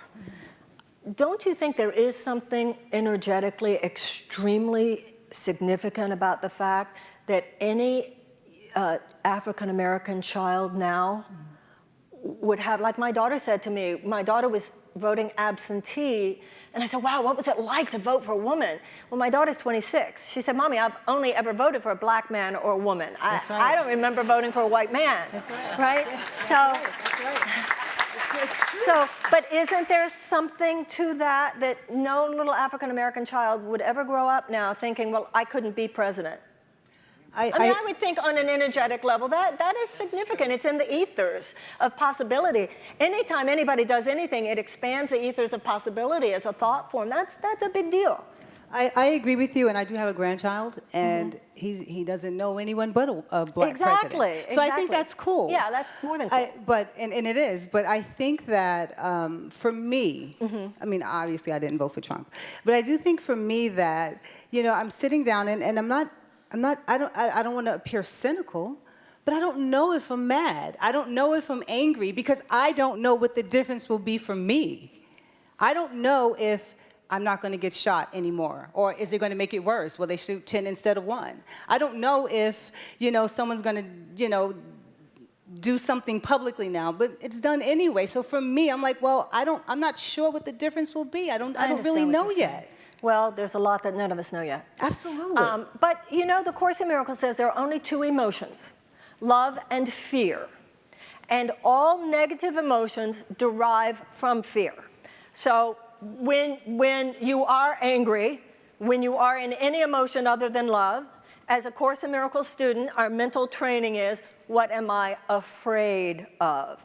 And that puts you into a different emotional space. But fear, the Course in Miracles says, is to love what darkness is to light. In the presence of light, darkness cannot be, and in the presence of love, fear cannot be. So think in terms of loving your country. Think in terms of, I love my country. I love the people in my country. I love humanity. I love the earth. Think in terms of behaving from your love. You know, I'm a mom, and I think of my mother filter as my primary, that's when I'm at my best. And you just don't it's because I love my daughter. When I had a child at home, it's because I love her. You do not mess with her. It is because I love her that this house has to be safe. It is because I love her. There's a fierceness to the goddess face. So fierceness is not lack of love. And moral outrage is not lack of love. Moral outrage is born of love. You know, when you're in those higher chakras, and that's what I mean about this sort of like faux spirituality, that love is always like this. We talk about this all the time. Like, you know, when Jesus threw over the table to the money changers. Well, some people are like, well, that wasn't very loving. Well, no Jew or Italian has a problem with that. That was, to us, that's personality. So too often people go, oh, it's angry, you're being angry. No, you're being fierce. Fierce is not always out of anger. It's out of love. There is a fierceness to love. Yes, ma'am. Hi, Marianne. Oh. How are you? I just, thank you so much. I just wanted to speak to my sister. I'm Muslim. Assalamu alaikum. Peace be upon all of you here. I woke up the same morning, horrified. I'm African American, I'm Muslim, I'm a woman, I was in tears. And my mother sent a text to the family that I want to share with you because we are all in this together and Muslims are organizing now. But what helped me was my mother sent this text, it's quick. Good morning, family. Our ancestors have survived and overcome much more daunting historical moments than the one we are now in. We come from a strong, intelligent, and mindful human beings. Move ahead with attention and determination. I have your back. Love and light, Umi. That's what we call my mother. So I know we're gonna be okay. We're gonna be okay. Would you? Oh, you come hug her. You come hug her. We're gonna be all right.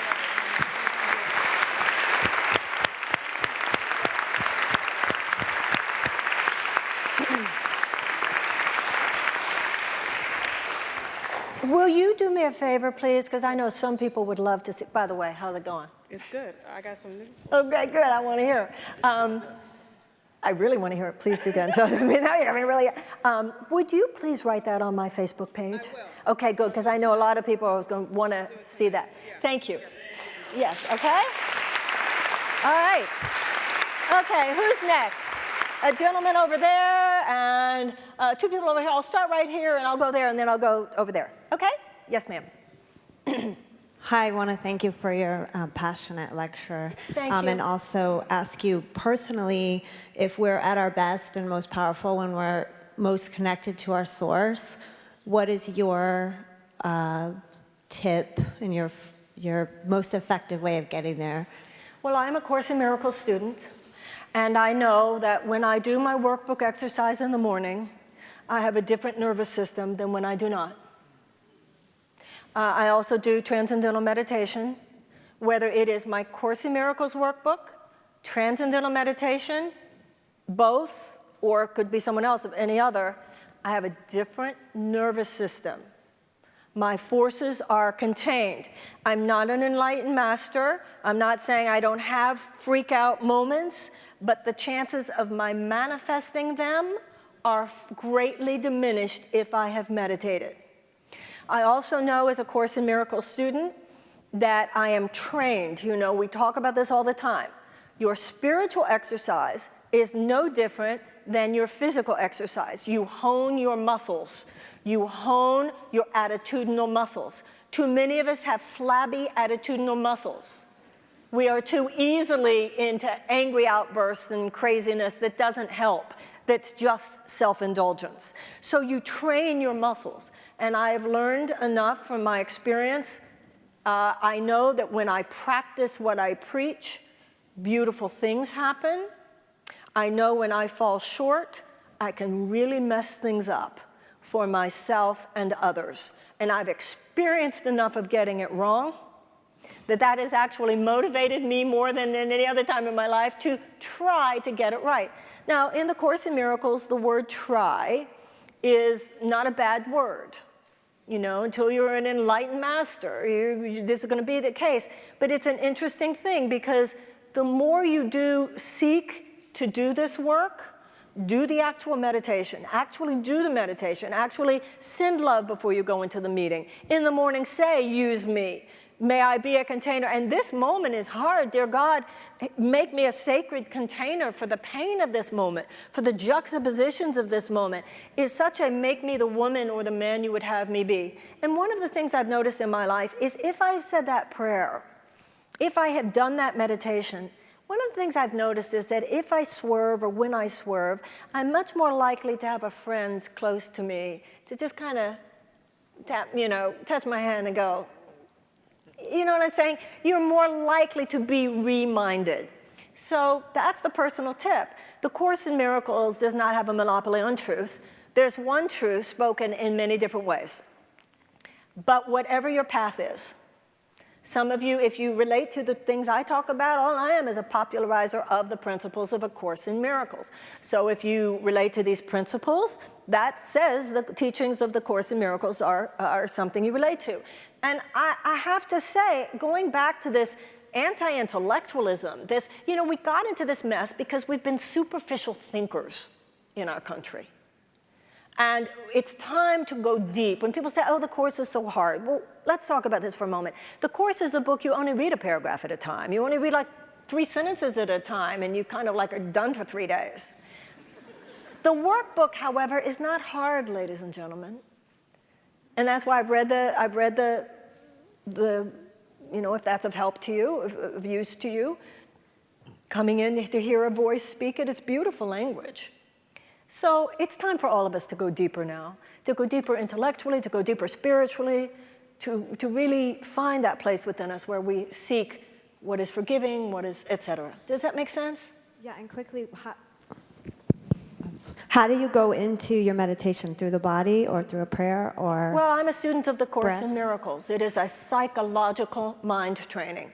But absolutely, we all know that good food sets you up better than junk food, that doing yoga, that doing exercise, we all know that now. You know, this conversation, guys, so the era of data collection is over. You know, this is not, we really need to stop with just the processing, all the stuff that we all know by now. We've all read the same books. You know, somebody was saying to me about Sister Giant. She said, well, I think that part of what we should do at Sister Giant, because I was talking about who's going to be on the roster, who's going to be speaking. And one friend was saying, well, maybe we should have time during Sister Giant for everybody to process their feelings about this. I said, no. You know, this is much like, once again, going back to motherhood. Let's say I was going through something very heartbreaking in my life. And my daughter, when she was little, came home from school. And I knew, because she's my little girl, if she picked up my heartbreak, it would put her in upset. So I practiced emotional self-discipline because she was home. And then after she's at her play date, I can go back to my room and freak out with a friend on the phone. Right? So yes, this is a time, classic Elizabeth Kubler-Ross, stages of grief and stuff, but it's also a time, at the same time, that we must really be reading the paper. Who's he appointing here? Who's he appointing there? What is that about? Both and. So, you know, there's a point at which this is how this community has kept ourselves infantilized. You know, there's a point at which processing can become self-indulgent. You process, but there are a lot of hours in the day. And so this question of how do you get there, we kind of know that. Either you know what your meditative spiritual practice is and you're doing it, or you know what your spiritual and practice and meditative practice is, but you're sort of sitting here thinking, I should probably do it more regularly. You know, when people say to me, I say, do you do the course? Do you do the workbook? And they say, I do it sometimes. My response to that is, I bet it works sometimes. And then some people are listening to me right now and going, you know, it's not like I resist that point, but I don't know what would be mine. And I promise you, if you ask in your heart, books will fall at your feet. Okay, yes, sir. Hi, and thank you for everything this evening. Thank you. What I'm watching with all my friends right now is that Facebook has turned out to be this place where you do these long, drawn-out Facebook bombs, and then you defriend everybody after you do that. And one of the things that I tried to get to a certain friend of mine to saying is that one of the concepts of how, let me call it, bad can win is by dividing all of us. Yeah. And so you're a this, you're a that, you're a this. Right. I mean, I'm a New York elite, and there is some, you know, Beaufunk guy from West Virginia. All right, well, guess what? We're all in this together. Right. And one of the things that I've said is that for my identical twin brother who voted for Donald J. Trump. That's so interesting. Is that for, as I said, for your sake and for mine, I hope he's a good president. That's right, we have to. So. That's why we pray for the angels of his better nature. We lifted him high tonight. I agree with that, and all of us have those choices to make. And I see it on my Facebook page when I got excoriated the other night because first of all, if you haven't seen the comments I made that were on Facebook Live, after the election results, that's on YouTube. And then also I wrote an article that's on my Facebook page. It was on Huffington Post the other day. And I got excoriated from the right because I'm fear-mongering, hate-spewing, talk out of both sides of my mouth. And from the left because how dare she legitimize, normalize. And I fell for the bait a couple times on my Facebook page. Oh, you ain't seen nothing yet. Because I'm just in a box. You want to assign me to a box. I won't be in the box or whatever, you know. A couple of my words were like, delete, Marianne. We're all going through this. But this is the thing. The Course in Miracles says each of us has a highly individualized curriculum. And that's what you want to hold to. If it's happening, it's happening. This is an invitation to you. What is the best you? How does the best you respond? And I agree with you, sir. Our spewing out hate on Facebook and the tweets does not serve. But that does not, if you mention you're concerned about Steve Bannon, that is not name calling. If you mention your concerns about all these people that supposedly we were draining the swamp, but they represent all the corporate lobbyists that supposedly represent what needs to be drained, that is not fear-mongering. You know, this is not a time where the only way to express love is through, you know, pictures of flowers and lotuses and rainbows. Okay, that's enough. We all get that. Okay, a gentleman over there, and then I want to get some of the people out there. Yes, sir. Yes, good evening. There's been a lot of authoritarians in the news lately. And one aspect of authoritarian, and that's my question to you, is that there are many, many millions that are under that are comfortable in that river, that love nothing else but being in an authoritarian. That's exactly right. You pick the word, matrix or something. That's right. So these are, I think many soldiers are energetically like that. What is energetically like that? Soldiers, United States well, that's a different issue, but go on. So my question is, can you speak from some understanding, not about persons, of course, but about the energy of authoritarianism? Yes. And something similar to what you just said to the last gentleman. Is it possible for people, I think it is, but to work on the higher end of their energy? Yes. And then the lower end, so you can have the Marshall Plan to rebuild Europe, and you can have destroy the forest to you know, plant a soybean. You know, that's all. Okay. Thank you. Well, you've mentioned a lot, and I certainly don't see the Marshall Plan as authoritarian. It was an organized plan. It was not an authoritarian plan. And even when you talk about soldiers are trained into a top-down mentality for the sake of their lives. If you're a soldier, if you're serving in the military, your greatest chance of survival is that you do what the commander just told you to do. So I do not find a military model. I mean, if you're gonna go to war, you can't just tell the guys to hang out and do what they want to do. You know, I mean, let's be serious about that. In terms of an actual authoritarian, and I believe that what happened in America today, and this is why I don't think we are as divided as it appears. And I've been saying this for many months. I was looking at a talk I gave, I saw it on YouTube, a talk I gave very early in the primaries on behalf of Bernie Sanders in Iowa.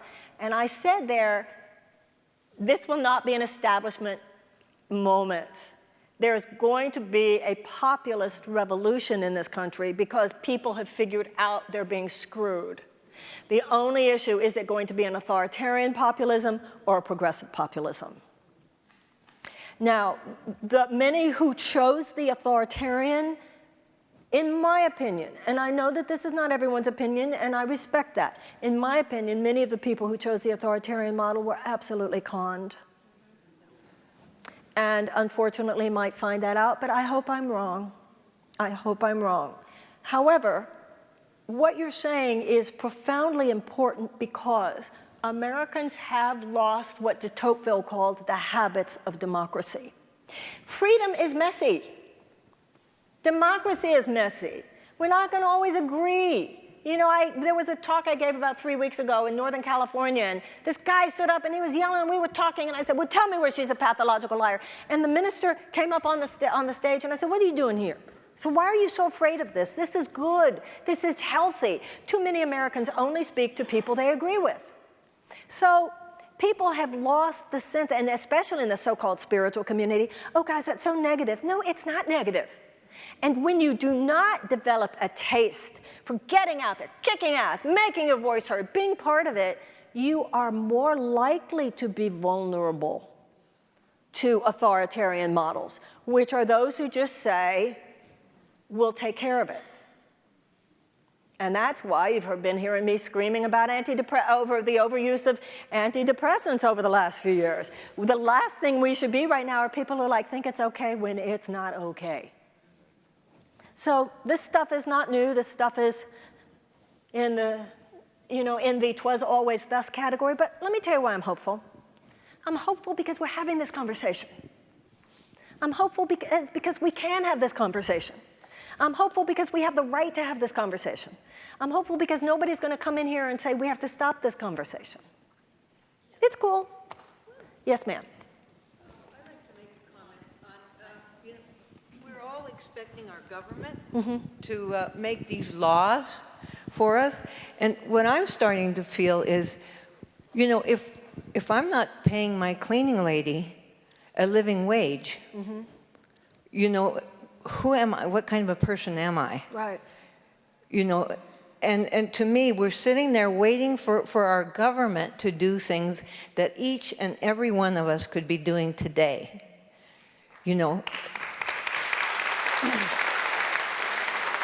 Well, but the actions of our government do matter, ma'am. They do matter, but, if you and I started paying our cleaning ladies, everybody here, and the workmen that are around, a living wage, there would be pressure from the ground up. And for us to only wait for the lawmakers to make the laws, I think we are, it's not enough. Well, the lawmakers are the ones who make the laws, so it's not about waiting for the law. They are the ones who make the laws. To me, it's a big both and. One of the things where I do agree with you and I do notice is that if I give a bigger tip to the person who carried my bags, a bigger tip to the waiter who was really good, a bigger tip in the hotel when I really look at the way those maids worked and really she did a wonderful job and she put all that stuff together, I noticed that.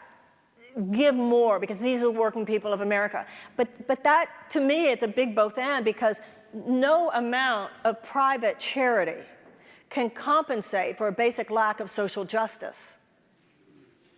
So it's a big both ands. And grown-ups, there are a lot of hours in the day. So I think your point about fair wage and how we behave in our private lives is extremely important. But to me, the importance of that does not minimize the importance of our being very clear about the behavior of our government and what is done with our tax dollars in our name.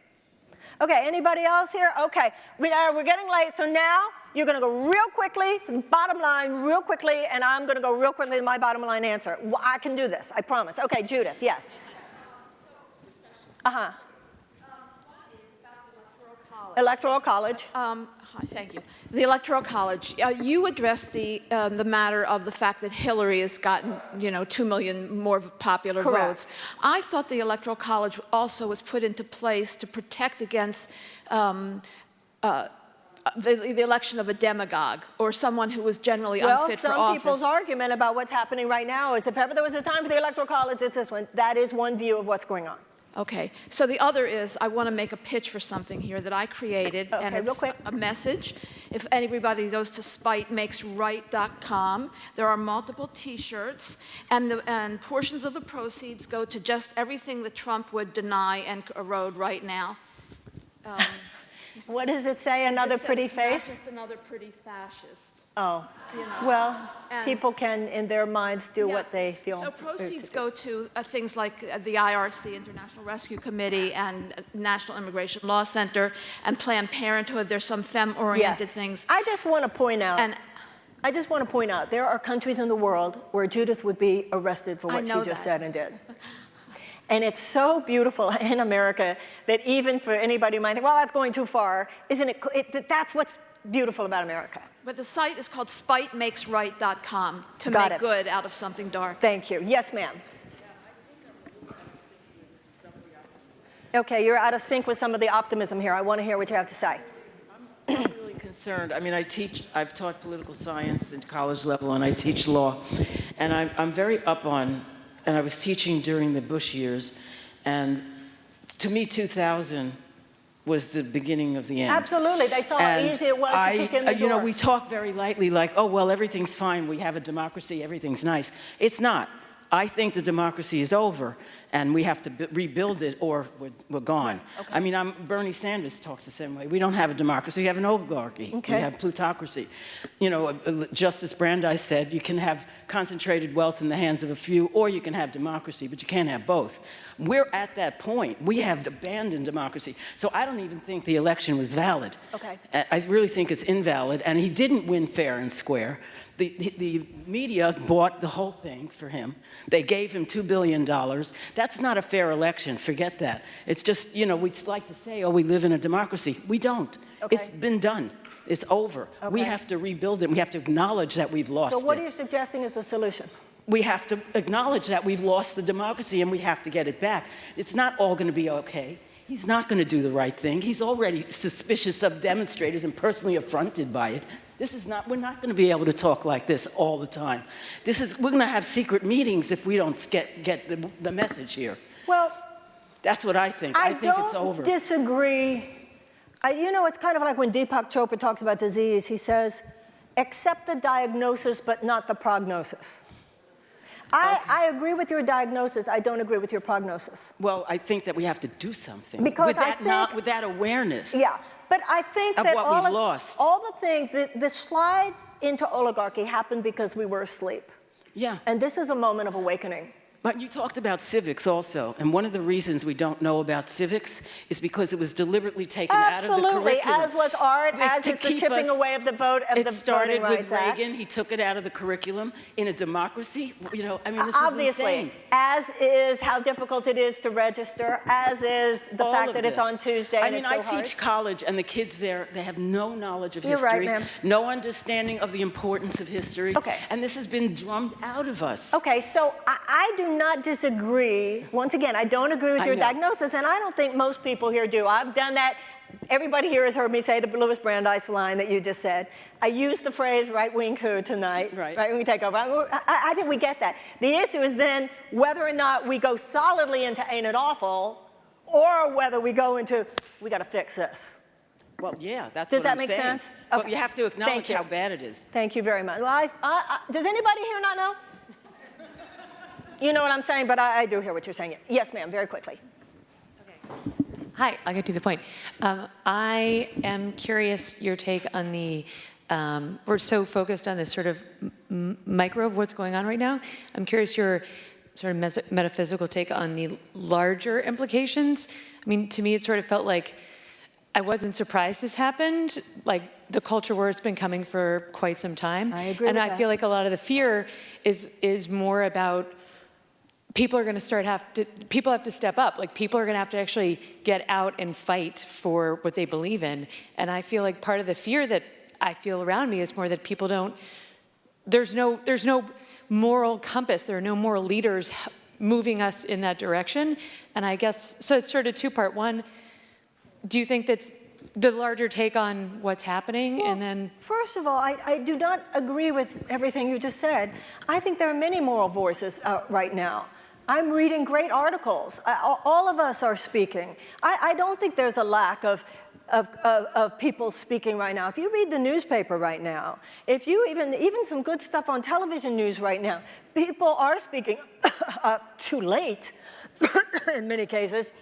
But I don't feel there's a lack of moral compass. Even if you look at how many newspapers in America said he was the editorial board said he was unfit for office. Even the USA Today, which is so mainstream and never endorses anyone. So I think there are many voices. We can see what happened here, but we can just see that the political power rested in the hands of that which is not our moral compass, although some people feel it does. That's number one. Number two, this fight thing, the only way you think you have to fight is if you're not quite making a connection with your own, yes ma'am, democratic rights. For instance, when you come to Sister Giant, you're going to hear, first of all, the cancer underlying all the cancers is the undue influence of money on our politics. But you simply get involved. You get involved with Lawrence Lessig. You get involved with people like Zephyr Teachout. You get involved with the organizations I made. In other words, with all of these things, there are organizations, and there are people in Congress right now. The Republicans have the House, the Republicans have the Senate, so most of them anyway will certainly be going along with Donald Trump and most of his policies. But it's not like there are not people in there kicking. You know, we don't have a parliamentary system. I don't know why our founders did that. I guess just because they wanted to be so different from England. But in a parliamentary system, you see the people who agree with you, even though they're not in power. But in America, because we don't have a parliamentary system, sometimes you don't realize how many people agree with you are in Congress and in the Senate and in Washington and doing it, but you're not connected to joining with them. It's not all a fight, it's engagement. And it's exciting and it's fun. We need to go to Washington. Does that make sense? Yes, ma'am. Yeah. I know I'm going like it fast, but okay, this is almost done, almost done. Yes, ma'am. Okay, so when it comes to like, I feel like there's a lot of focus like, who's on top? How do we address that? But yet like, watching a video with a black person who's kind of going back and forth with a policeman, and no offense, but there's a point where I realize I'm like, am I that black person? I'm not that ignorant. I wouldn't say that shit. I'm sorry, I shouldn't say that. That's but all like, right. I'm just, and then I see it in real life. Like, there's a big division amongst black educated people or people of color who are educated versus people, or conscious, you want to say that? Or people of color who are just like, they don't get it. Maybe because they work at just regular, they work at a job that's minimum wage and they probably can't afford to get the education that other people would get, blah, blah, blah. Where's that being addressed? Well, I got to tell you something, ma'am. If a white person had said what you just said, it would be called racist. That was, because I beg you to consider, did you ever see the show that was done about the O.J. Simpson trial, the dramatization? Do you remember the dramatization? And do you remember the scene about Johnny Cochran in his Mercedes in Beverly Hills with his 2 children in the car? He was a very educated black man driving a Mercedes who was already an assistant attorney general at the time and had to take the same harassment from a Beverly Hills policeman as did any black person living on the other side of town. And it was a really interesting scene because they showed where Johnny Cochran got his anger. So it's kind of like when I was talking about Jews. To Hitler, it didn't matter if you were one of the cultured Viennese Jews who was a patron of Gustav Klimt, or you were a shtetl Jew. You were a Jew. So I also think that it behooves us to remember that desperate people do desperate things. So no matter what your education or your profession, if you're faced with a policeman coming at you a certain way, your fear might lead you to move into some primal fear stuff. So I hear what you're saying, and I understand as a black woman it's an important conversation within the black community, but I would tell you, as a Jew, don't fall for it. We don't have to worry. They wouldn't come after us. Oh, I don't think that. Do you know what I'm saying? You hear what I'm saying? Okay, yes, ma'am. I think really what I'm getting at is like, okay, there's an education gap. And like, yeah, leave a tip, but like you can give a horse water, you can take him, like you can, what's the saying? Yeah, that saying. And just like, great, leave a tip, but let your tip be something valuable that will let them grow. Like if I have a conversation with somebody at my local Sweetgreens when I'm grabbing my salad, and they're like, wow, nobody ever told me that. Nobody ever introduced me to this knowledge. These people are like hungry, not for a tip, but for education. Well, where is that I've being been a addressed? waitress enough that the tips are good too. Yeah, tips are good. But I do hear what you're saying, and to me, it all, and this is a good place to conclude actually, it's yin and yang, both and. It's personal and it's political. And in that sense of what you were saying, conservative and liberal. It is about personal accountability. It is about personal accountability, and it's also about our caring for the whole. It's not either or. And I think sometimes when this gentleman was saying, the man who was pointing out that sometimes we have an unhealthy appetite for authoritarianism, it's when we don't want to have to think about it. You know, adults, a real conscious, mature thinker has to hold sometimes juxtaposing realities. There's a lot of times this is true and this is true. And there's a lot of that right now. But a grown-up thinker does not run from that. A grown-up thinker sits with that. In the book, one of my favorite books is Letters to a Young Poet by Rilke. I read it like every year or two. Just, it's so rich. And one of the things he says in there is, sometimes you don't have the answer. Live with the question. And so I think that that's what happens on night like tonight. Just live with the questions and find out what you think. And nobody has monopoly on truth. And America, so much of our popular conversation has become so superficial. It's become junk food. And we need to be reading deep now. Read deep books. Watch deep movies. Read deep spirituality, read deep intellectual matter. We're smarter than we've been acting. Does that make sense? And by the way, the woman who said, there's a reason why they cut out civics classes. There's a reason. It's all part of it. It's all part of a dumbed down citizenry isn't thinking the way we need to think to uphold a democracy. And you really have to go, you know, when they start with some of that, the craziness, blah, blah, blah, blah, blah. And, you know, a lot of spiritual growth is lifestyle decision. It's not just that you meditate in the morning, it's that you read good books, you have healthy conversations, you go here and almost anywhere we are, no matter where you are in the world, there are good lectures, there are good, think of, for those of you here in New York, think of all the cultural opportunities that you maybe have not taken advantage of. And remember, every time you go to an art museum, every time you go hear a good lecture from someone, you are exercising your brain and expanding your consciousness. We need to be big people right now. And as we become really big people, big things are going to happen. Okay? Let's say our final prayer. Thank you. Okay.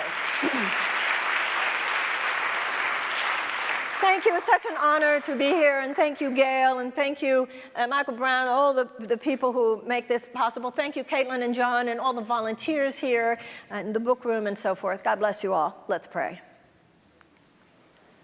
Dear God, we join in prayer for Tanya, for Aisha, and for Kokaman, for Carrie, for Stacy, and for Annette, for John and Jeanette and Pamela and Leslie and Monica and Derica and Brusha, for Kelly, for Chelsea, for Grace and the baby, for Annette and for Courtney.